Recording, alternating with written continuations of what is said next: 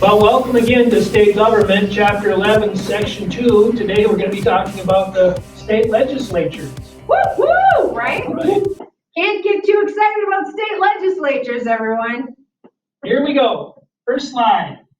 Main idea, state legislatures are organized much like Congress. States have procedures for making laws and creating taxes and pay for state services. One of the great things is that the state governments are basically set up the same way that the federal governments are set up. So you won't have to actually learn a lot of new ideas or new concepts. It's basically going to be overlapping. We have all those students right now that are going, whew. Exactly. Exactly. All right. All right, let's move on to the key terms. Let's start with apportion, which is a way of dividing up the state to make sure that there is fair and equal representation for all of us citizens of that state. So that's done by population. So, make sure your parents fill out your census when it comes. They're starting to. I just sent mine in the other day. They're starting to talk about that on television, radio, YouTube, Twitter, whatever you happen to listen to, they're talking about it. And I did it online. Way to go. I haven't done mine yet, but I certainly will. All right, Jim, tell us. Initiative. Initiative is where us as citizens are going to bring forth ideas to the government. So probably an example would be some of the things that have been brought up, like the marijuana. Marijuana, for example, would be a perfect example of where people want it. The lawmakers aren't necessarily jumping on board saying, we want this passed. It was a grassroots movement, so to speak. Right. In fact, here in Minnesota, if I recall, somebody from like Graceville were the one that started it because their daughter was having medical marijuana. Bad seizures, and marijuana wasn't. So they really fought for that. So those are two good examples right there. At least one in regards to what initiative is. Absolutely. So Recall. Go ahead. Yeah. Recall, isn't that just that's another very specific form of initiative? Well, that's moving, right? You're right. Right. That's very specific. Right. You're removing a person from office. Right, exactly. You're recalling them. When the people want to get rid of somebody, they do a recall. And it's different than an impeachment, you guys. An impeachment is because someone has done something legally wrong. And the people get to vote. Yeah. Of whether or not, like Scott Walker from Wisconsin, just the past governor of Wisconsin, there was a vote whether or not they wanted to recall him. He just won by a few votes though, but he was not removed from office. But there was, probably 20 years ago, someone who was recalled in California as the governor. And then Mr. Howden, who took his place. The governor, Arnold Schwarzenegger. You bumped me up. And Arnold Schwarzenegger was super duper popular. He's Republican. And because he wasn't born in the United States, he, a lot of people were like, do you think he could ever become president? But it was no, because he wasn't a native born citizen. So everything kind of works together. We know about revenue. Revenue is just how you bring in money, right? It's money. Usually through taxes. Yep, through taxes. You see a variety of taxes there. Sales tax. What else do they have on there? Sales. Excise, income.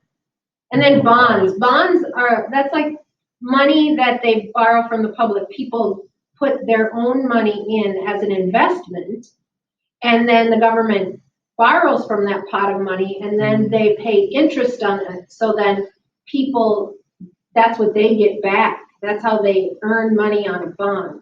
So that's kind of what that is. All right. All right, so let's see what the book has to say about this here. Who are our state legislatures? Who are our state legislators, by the way? Do you know at home? Who are they? 5 seconds to look it up. Look it up. Look it up. There you go. Senator from our area. Tory Westrom. Correct. Troy Westrom served as a member of the House. He was one of the youngest members of the House of Representatives in the state of Minnesota. He also made, a big splash in the media because he is blind. And so when he first was elected, I know that he used to come to our classes, and he had different types of technology that would help him read his mail, respond to his mail. So he was out on a regular basis proving himself. now he has proved himself, and so he doesn't have to do that, the same amount. And drum roll, House of Representatives. He is a man from over by Ortonville, and his name is? Jeff Backer? Are you a backer? If you're not, you could be. That's exactly right. Check online. Both, by the way, are Republicans, so that might tell you a little bit about how our area votes. Right. But our state votes regularly Democratic, so that also tells you a little bit more about Our whole state in general. how we fit. First legislators, you can kind of check in the book, but most of them were part-time farmers. Many of them were probably lawyers, or mentioned like Tori Westrom, Lord Jeff Backer, a businessman who met again just a few weeks out of the year. Most of the time, we'll talk about being in session, and that usually begins about the time that we start school and ends about when we get out of school. Right. So, Mr. Greenwald just said, yeah. So we have two kinds of sessions. Our annual sessions that, like you said, start at beginning of school and end near the end of our school year. But then also there can be special sessions. All a special session is let's say by law, our state legislature has to end by a certain date. So let's say that coronavirus or COVID-19 continues to be a thing. Our governor can call our state legislators back to deal with budgetary issues, to deal with laws or situations that have to come. And they need to vote on them. They need to make them a law in order for any action to be taken. So Governor Walz, Tim Walz, he would be able to call a special session.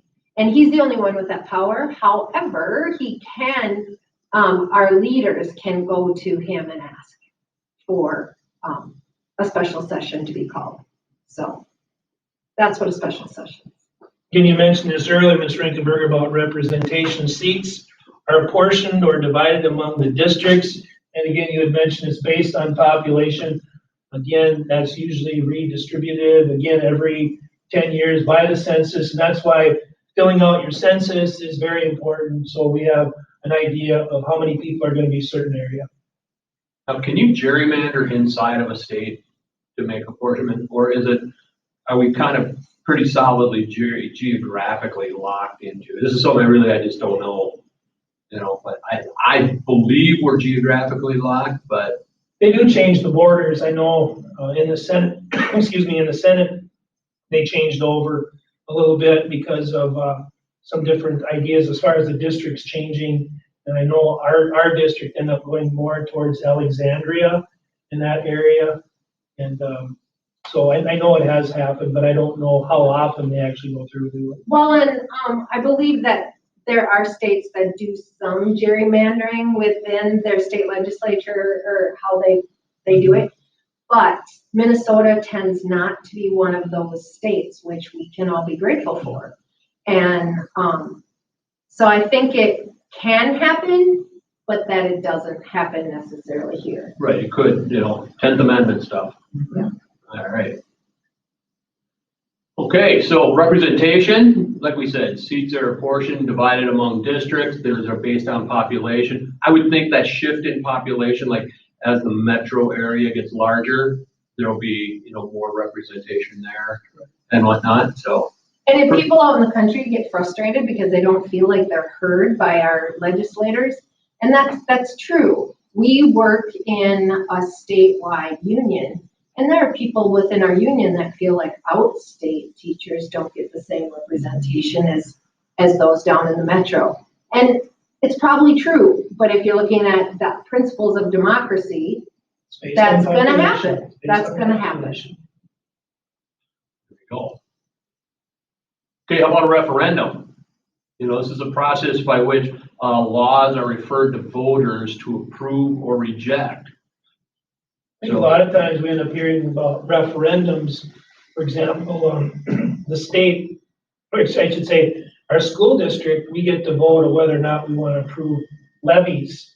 And so us as voters, we get to decide whether or not we want our school district to increase on taxes. I believe probably coming up next year, there's gonna be a levy coming up, and your parents will get a chance to vote whether or not they want the school to increase or at least keep some of the levies that are going to be going off. So I know that's gonna be coming up, but the whole idea again is that the main thing to remember is that you, the voters, get to approve as far as whether or not something is taxed. Like a state gas tax is a very common thing. Wisconsin had a state gas tax over a decade ago, and they have been in constant road improvement ever since because the money was specifically designated to improve the road system in Wisconsin. So And I think another one that just comes to really point in case that all of us have been seeing this construction. That was approved by the voters to put about $16 million, I believe, into our school system here to be able to do the upgrades on the infrastructure and stuff of our school, which we're very grateful for. all right. Recall. And we've covered this one, so we're just gonna fly through. Yep, 2003, that was Gray Davis, kicked out by the voters, and Arnold Schwarzenegger was put in. I remember there were a bunch of people like Gary Coleman from different strokes were running for governor then. And You'll have to look him up online if you don't know who Gary Coleman is. you don't know who it is. What you're talking about, Willis. Yeah. And a whole bunch of other crackpots out there that we're going for. All right, Next slide. let's move on. Financing. Financing, just ways to generate revenue. We mentioned taxes. Taxes could be through like sales tax. These are charges on goods and services. An excise tax is a charge on certain products or goods. Income taxes, which by the way, right now have been delayed. They're usually April 15th, but now they've been pushed back to July 15th. Bonds, which Ms. Brinkenberger was talking about. Again, certificates that people can buy from the government, lotteries, and also federal funds. Here is the great graphic organizer on the last slide here, explaining all these things that we just went over. Again, if there are any questions whatsoever, email us, get your questions covered, make sure you have clarity and understanding. Talk to your parents again. Talk to your parents about some of their levies and things like that they'll be voting on. If you have access to grandpa and grandma, they have opinions on this. They do.